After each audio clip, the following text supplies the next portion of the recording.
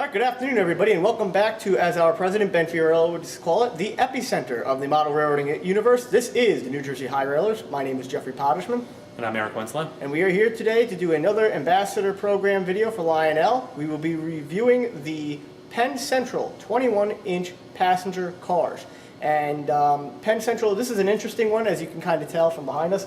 All different colors. Why? Well, because the Penn Central is made up of three different railroads. There's the Pennsylvania Railroad, the New York Central Railroad, and the New York, New Haven, and Hartford Railroad. All three of them around the 60s, they merged into each other in what became one of the greatest disasters of mergers ever. Nobody really liked each other. The company fell apart real quick. Equipment was never really maintained. The Penn Central was an utter disaster, but the fact that it was made up of three different railroads and nobody really cared about aesthetics made for some very interesting looking trains. You had passenger cars from from the three different railroads. Some were painted into green, some were painted into black, some weren't even touched. So Lionel did a great job kind of bringing back the horror that was the Penn Central Railroad to railroaders in the 60s and the 70s. We're going to pull this nice long train with the Vision Line GG1, and we got the 7 cars here. We got the 4-pack, which is item 6-83027, the 2-pack, which is 6-83010, and the dining car, the Station Sounds Diner, 6-83003. And these were all cataloged in the 2016 Volume 2 catalog. However, you didn't recently get them till when? The Station Sounds car came out first. I got that in February, and then the passenger cars followed in March. Of this year? So, of this year, 2018. 2018. So, even though they were cataloged a while ago, we still got that in. They look phenomenal. Any particular reason why you got them, Eric? You know, I was really attracted to, you mentioned the different colors of the cars. I just thought it looked good. You know, most Lionel train sets, all the cars are perfectly matching, which is fine. But I really like the way they were kind of eclectic, if that's the right word for it. So that's. And in fact, I think the interesting thing is I knew I wanted a GG1, and I really decided which GG1 to get based on the passenger cars. So the fact that these, this mix of cars came with the Penn Central, that prompted me to buy the Penn Central GG1.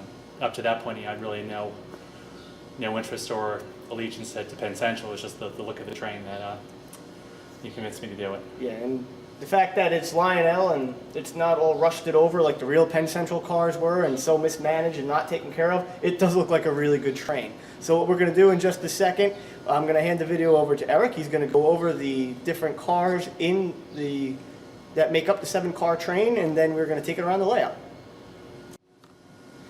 So as Jeffrey mentioned, these cars came in a 4-pack, a 2-pack, and a Station Sounds Diner. So I just wanted to show you what the cars were. The 4-pack included this baggage car, number 9156, which is all black, which I think looks really good. It included a coach, 3001, so this is one of the cars that was painted green and relettered for the Penn Central. And then towards the end of the train, my favorite car of the whole thing was this 12-4 Diner. Let me just stand over here so you can see it. It's lettered for Connoquenessing Creek, which doing my research, is a creek near Pittsburgh or in western Pennsylvania. And it's a 12-4 sleeper. The reason it's 12-4 is it had 2 double bedrooms on either side, or I'm sorry, 4 double bedrooms. Then it had 12 duplexes in the middle, these are the windows for the duplexes. So I just like the way the car looks with the window for each of the duplexes stacked on top of each other. So that's a Connoquenessing Creek, and then it came with the observation car. If I can move that, I ran out of the room, but this, you can see the observation car. It's again the Penn Central, green and silver. And it's got the Penn Central logo on the back, which looks cool. So then the 2-pack included this sleeper car. This is Imperial Trees. This is a 442 sleeper, meaning it had, I guess, 4 double bedrooms, 4 compartments, and 2 drawing rooms. I don't know if anybody today even knows what a drawing room is, but it had 2 drawing rooms. And just one interesting thing I learned when I was looking into these sleepers is that the Pennsylvania Railroad, all their 442 sleepers have the word Imperial on them. So this one is Imperial Trees, which I thought was interesting. And all of their 12-4 sleepers have the word Creek in it. So this is Connoquenessing Creek. So this is, I guess, a naming convention that the Pennsylvania used for the cars, Creek and and trees. And I know they have other diners that had similar naming conventions. And then finally, the Station Sounds car. This is a dining car with number 44552, which came as a separate sale item, and that completed the set. In the latest catalog, they came out with a mail car that I can add to this, but that's future purchase. A couple of the features I just want to point out in this train. Let me bring this car back. The first one is they have what they call kinematic couplers. And I don't know if you can see it, but the nice thing is the couplers are on a spring. So when the train's on a straight track, it holds it tight, and the cars are pulled close together. When it goes on a curve, the coupler can pull out and go from side to side. So it gives the car room to move on. I think the minimum radius is 54, but these are 21-inch cars, so it can go on a 54 radius because of this coupler, and it looks good on the straightaway because it holds the cars tight together. The other feature that's nice on these cars that I want to point out is they have sort of a capacitator or something so it keeps the lights from flickering when the train's moving. You typically see a passenger train and the lights are flickering as the car goes over dead spots in electric. But these cars actually have a capacitor that keeps the lights on, and so when the train is moving, there's no flashing lights. And I can actually take the car off the layout. If you can see, the lights are still on because it powers the cars for a couple seconds before the lights go out. So I think that was a very good feature. So overall, as I mentioned, just the paint scheme, I'm very happy with this set. It looks great running behind the Penn Central GG1.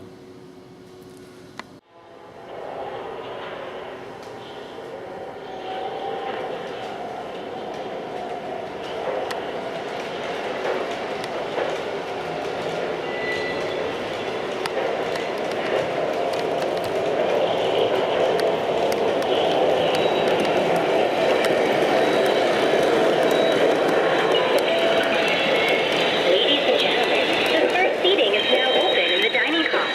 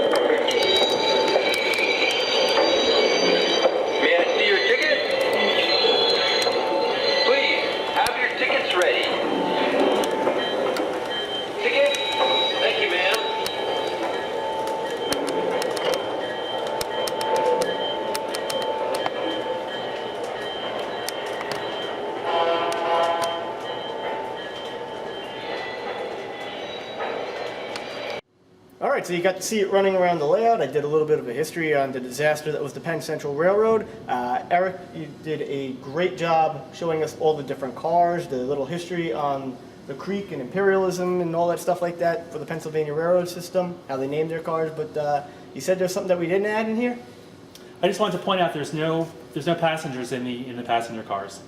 You might say it's Penn Central. There shouldn't be any passengers in the passenger cars, but I guess Lionel designed the cars in a way where it's easy to, I haven't tried it yet, but to take the cars off and add passengers. So I have my passengers. I bought my people to put in. So that should be a fun little project to do going forward, and fill these cars up with passengers and get them to their destinations.